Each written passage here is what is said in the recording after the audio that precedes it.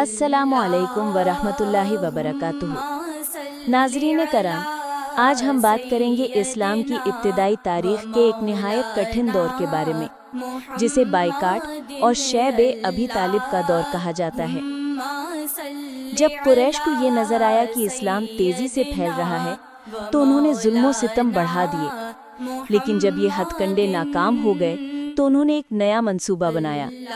مسلمانوں اور بنو ہاشم کا مکمل سماجی اور معاشی بائیکاٹ۔ کسی سے شادی نہیں ہوگی، خرید و فروخت بند، میل جول ختم۔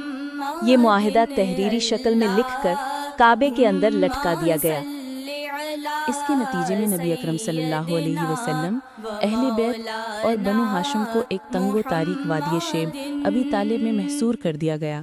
یہ قید تقریباً 3 سال جاری رہی۔ کھانے پینے کی اشیاء تک پہنچنا ناممکن بنا دیا گیا۔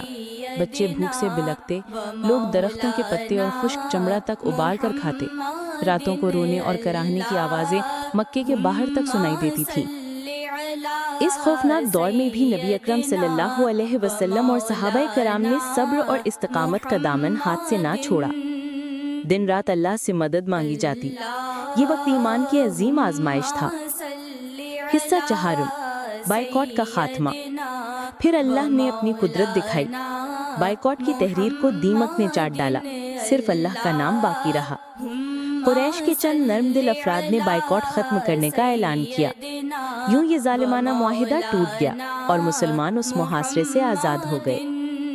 ناظرین کرام، یہ واقعہ ہمیں یہ سبق دیتا ہے کہ مشکلات کتنی ہی بڑی کیوں نہ ہو، صبر اور ایمان کے ساتھ ڈٹے رہنا چاہیے۔ اللہ کی مدد آخرکار مظلوموں کے ساتھ ہوتی ہے۔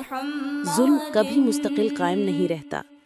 اللہ تعالی ہمیں ہر حال میں صبر اور استقامت عطا فرمائے۔ آمین۔